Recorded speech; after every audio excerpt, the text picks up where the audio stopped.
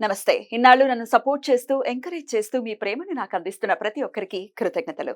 అలాగే ఈ వీడియో కూడా ఖచ్చితంగా మీకు ఉపయోగపడుతుంది. లైక్, షేర్ అండ్ సబ్స్క్రైబ్ చేసి మీ సపోర్ట్‌ని నాకు అందించండి. అలాగే ఈ వీడియో పట్ల మీకున్న అభిప్రాయాన్ని కామెంట్ సెక్షన్‌లో కామెంట్ చేసి తెలియజేయండి. ఇప్పుడు వీడియోని చూద్దాం. నమస్తే. Welcome to our channel. నేను పద్మిని. ప్రస్తుతం మనతో పాటు ప్రముఖ ఆధ్యాత్మికవేత్త, ఆస్ట్రోన్యూమరాలజిస్ట్, వేదిక్ వాస్తు స్పెషలిస్ట్, శ్రీ విద్య మరియు హనుమత్ ఉపాసకులు బ్రహ్మశ్రీ డాక్టర్ శివయోగి సిస్లా జయశంకర్ గారు మనతో పాటు ఉన్నారు. మాట్లాడదాం. నమస్కారం అండి. ఐష్మతి భవ. ఎలా ఉన్నారండి? బాగున్నాను. రాశుల గురించి చెప్తూ ఉన్నారు. ఈ సంవత్సర కాలం మొత్తం కూడా ఏ రాశి వాళ్ళు ఏ పరిహారాలు చేసుకోవాలి, అసలు వాళ్ళకి ఎలాంటి ఫలితాలు ఇవ్వబోతోంది, ఈ క్రోధినామ సంవత్సరం అనేది చాలా విపులంగా తెలియజేసేటటువంటి ప్రయత్నం చేస్తూనే ఉన్నాము. తులారాశి వరకు ఆల్రెడీ మాట్లాడుకోవడం జరిగింది. ఇక వృశ్చిక రాశి వారికి ఎలా ఉండబోతోంది, అలాగే వారు ఏమేం చేసుకోవాల్సి ఉంటుంది ఈ సంవత్సర కాలం మొత్తం కూడా? తప్పకుండా అమ్మా. వృశ్చిక రాశి వారికి ఈ సంవత్సరం చాలా బాగుంది. అవునా? అమ్మయ్యా. చాలా బాగుంటుంది వాళ్ళకి. అంటే గతంలో కన్నా ఈ సంవత్సరం చాలా బాగుంటుంది. ఇప్పటి వరకు పడిన కష్టాలు, ఇప్పటి వరకు ఏవైతే ఇబ్బందులు పడ్డారో వాటి నుంచి బయటపడే అవకాశం ఉంటుంది. వృశ్చిక రాశిని కనుక చూసుకుంటే మనం విశాఖ నక్షత్రం 4వ పాదం వాళ్ళు, అనురాధ 4 పాదాలు, జ్యేష్ఠ 4 పాదాలు. ఇంగ్లీష్ అక్షరాల్లో తీసుకుంటే TNY అనే 3 అక్షరాలతో పేరు ప్రారంభమయ్యే వాళ్ళు ఈ వృశ్చిక రాశిని నామ రాశిగా తీసుకోవచ్చు అనమాట. సో ఇలా ఈ వృశ్చిక రాశి వాళ్ళకి ఈ సంవత్సరం చాలా బాగుంటుంది. ఇప్పటి వరకు పడిన కష్టాలన్నీ తొలగుతాయి. ఉద్యోగస్తులకి, వ్యాపారస్తులకి అందరికీ కూడా బాగుంటుంది. ముఖ్యంగా చూసుకుంటే ఉద్యోగస్తులకి ప్రమోషన్స్ ఈ సంవత్సరం వచ్చే అవకాశం ఉంటుంది.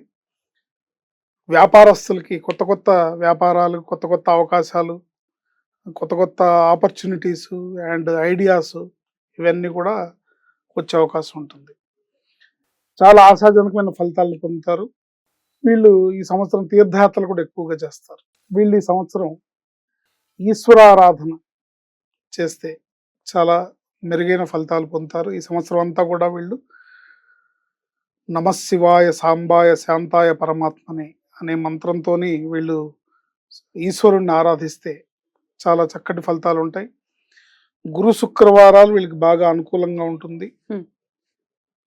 గురు శుక్రవారాల్లో ఈశ్వరారాధన, గోసేవ వీళ్ళకి ఇంకా అంటే జాతక పరంగా అంటే మనం వృశ్చిక రాశి గురించి చెప్పుకుంటున్నాం, కానీ వాళ్ళ వ్యక్తిగత జాతకంలో ఫలితాలు కూడా జన్మకుండలు ఎలా ఉందో చూసుకోవాలిగా.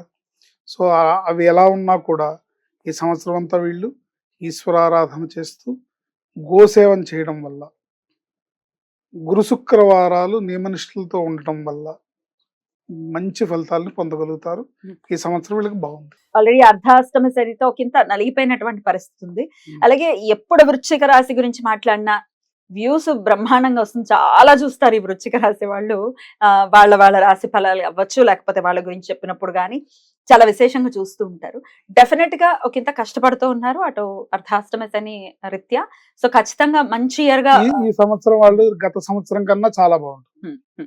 ఇక గురువు యొక్క మార్పు విషయాన్ని గురించి కూడా ఒక్కసారి ప్రస్తావించండి. గురువు 7th ప్లేస్ లో ఉండబోతున్నారు. ఇక ఈ ఇయర్ మొత్తం ఎలా ఇవ్వబోతున్నారు వారు రిజల్ట్స్?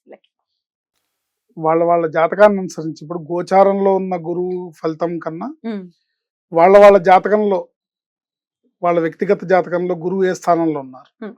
ఎందుకంటే గురువు గారు ఆయన ఎప్పుడు కూడా చెడు చేయరు. ఆయనతో ఎవరు కలిసి ఉన్నారు అనే దాని మీద ఆధారపడి ఉంటుంది. ఆయన మంచి చేయకుండా ఆయన కామ్గా ఉంటే అదే చెడు, ఆయన మౌనంగా ఉంటే అదే చెడు అనమాట. సో అందుకని వాళ్ళ జాతకాన్ని అనుసరించి ఈ 7వ స్థానంలో ఉన్న గురువుకి వాళ్ళు చేసుకోవాల్సిన పరిహారాలు ఎవరెవరి ప్రకారం ఎలా ఉందో అలా చేసుకోవడం ద్వారా మంచి అనుకూలమైన ఫలితాలు వస్తాయి. రైట్.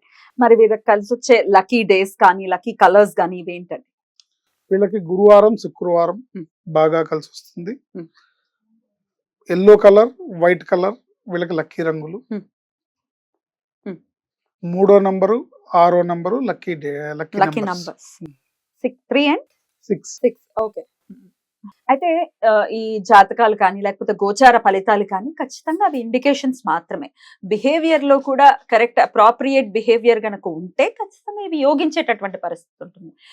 బాగుంది కదా అని చెప్పి నేను వెళ్ళి లారీని గుద్దుతా అంటే ఎలాగా కుదరదు కదా. ఆ బిహేవియర్ లో కూడా మనం మార్పులు తెచ్చుకోవాలి ఫర్ ద బెటర్ రిజల్ట్స్.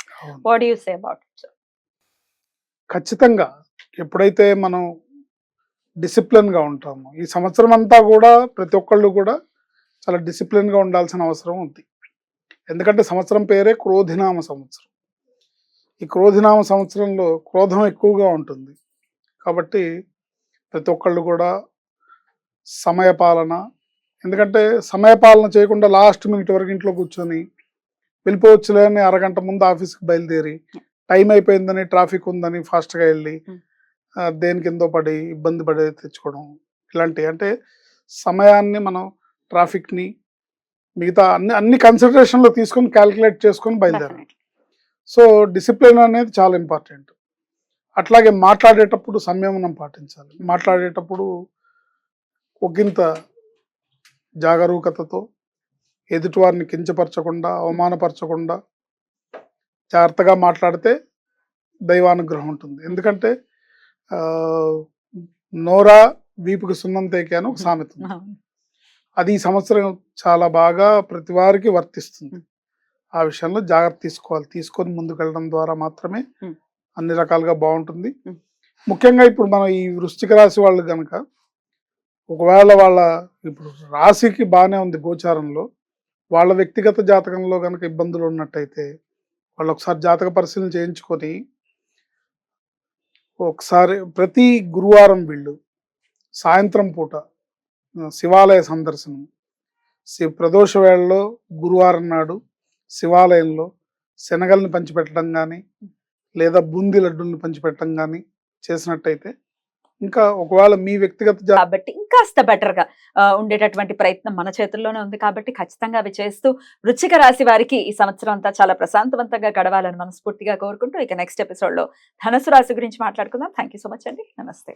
ఆయుష్మతి.